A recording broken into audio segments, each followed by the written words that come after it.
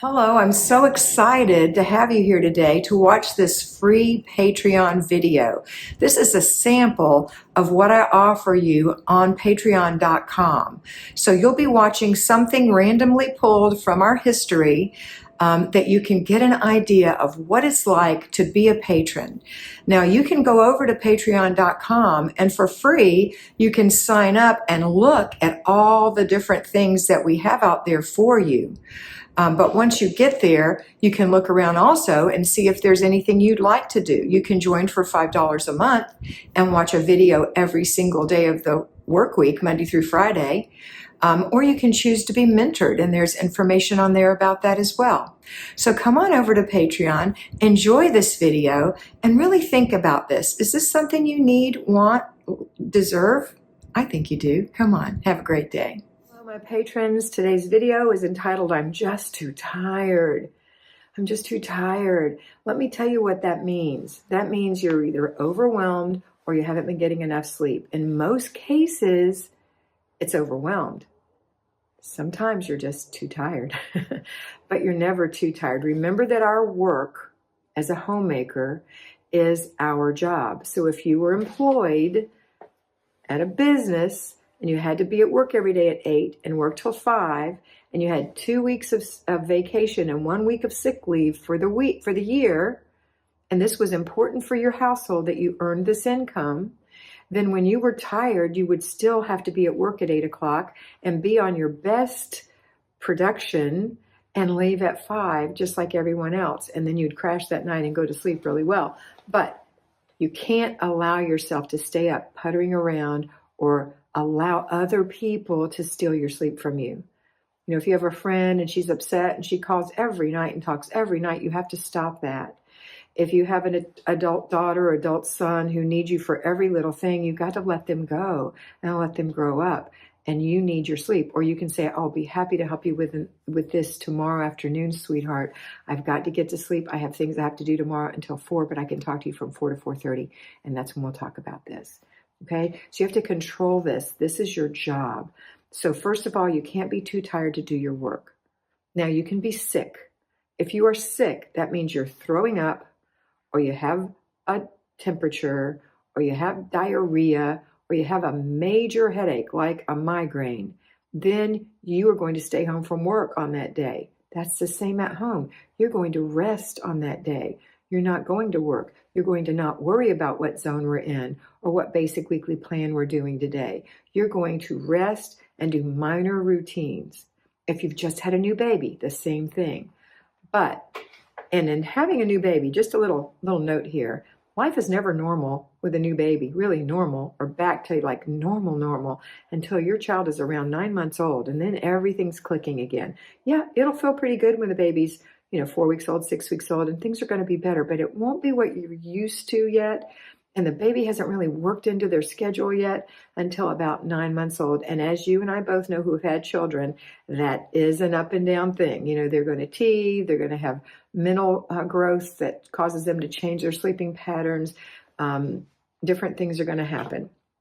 But in general, 9 months is a good thing. Does that mean that you're going to lay around and not do anything but routines till then? Absolutely not. You're just going to have to squeeze it in. You're going to have to do it when you can.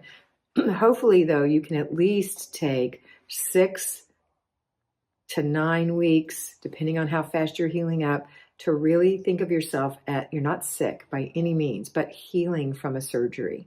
So you need to, even though it might not be a surgery, your body did a major thing and you need to rest a little bit. Your milk is being established. Your baby's learning how to nurse. All these things are happening. You're up all night long. You need rest. Okay. Even if you're not nursing, you still need rest. Your baby's up and down all night long. You're not used to that.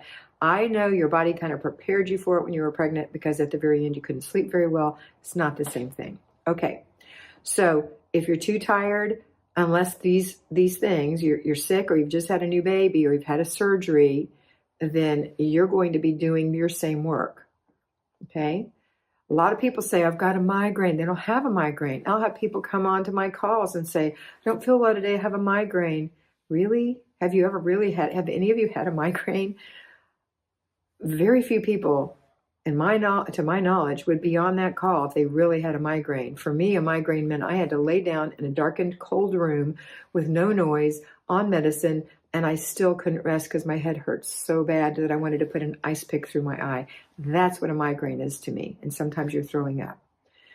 If you have a bad headache, that's different. Take some medication for it and go on. You have to go to work with a bad headache. And it'll go away at some point or not. If it turns into a migraine, then you go home. If you know it's about to turn into a migraine, then you go home. You don't wait for a migraine. But same in your house. You have to do everything every day. You're never too tired. You could say you're too tired, but you're not too tired. Okay? All right. The other thing is, when you are trying to get your stuff done in your house, you're overwhelmed. When you're overwhelmed, you might say, oh, I'm too tired. You're not really too tired, but you don't know the words, that you're overwhelmed. You're looking at the whole picture, and it's overwhelming. I experienced that today myself. We moved into our RV. We don't have all of our things. We came back to the house so I could make some videos for you because I didn't have all my things, because we went to pick it up and you can't bring everything with you. Now we're going to move into it. And my mother's home has lots of things in it. And as you start taking things out of it, dismantling it, it looks overwhelming. And so I had to stop. And my husband, who's born organized, told me, well, Kat, just sit down and I'll tell you the plan. Well, no, that doesn't work. I have to have it written down. And he knows that. So he said, okay, when I'm going to the store, you make your videos. When I come back, we'll sit down and we'll write out the plan. That felt so better. Immediately, I felt better knowing I have a plan, because I tell you, you have to have a plan. You can't go in there and take that whole room at one time.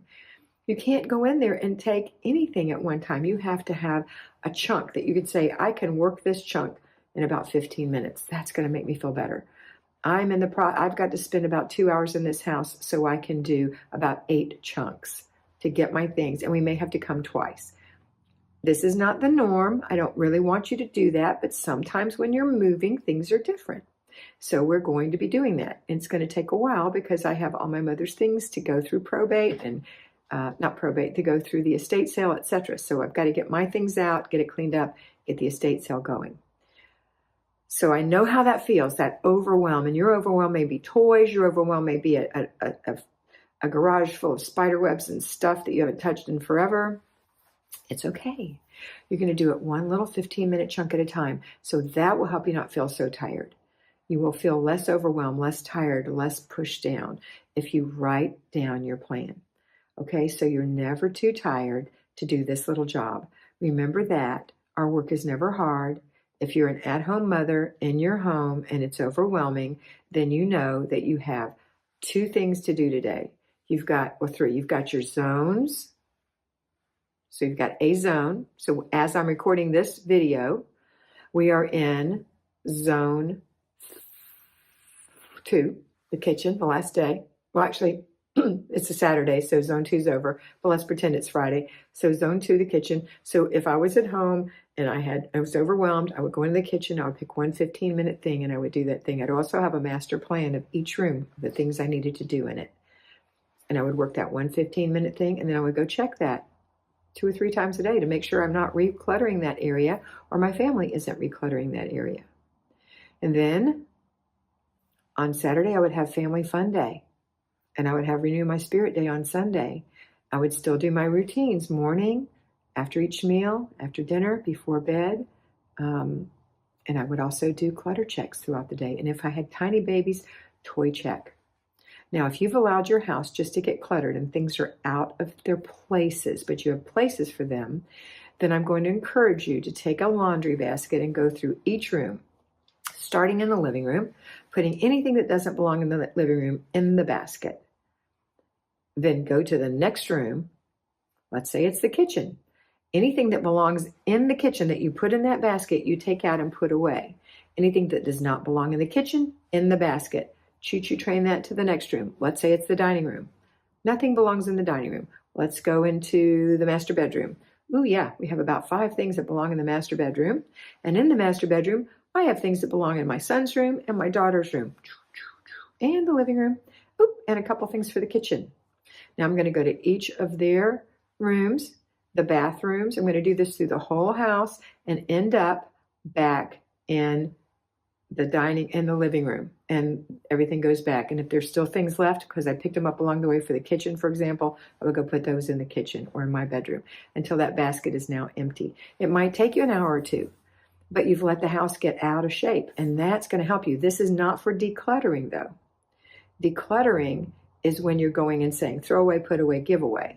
This is just, oh, Johnny's shoes are in here. Oh, the cup is in here from the kitchen. Oh, my son's blanket is here in the living room.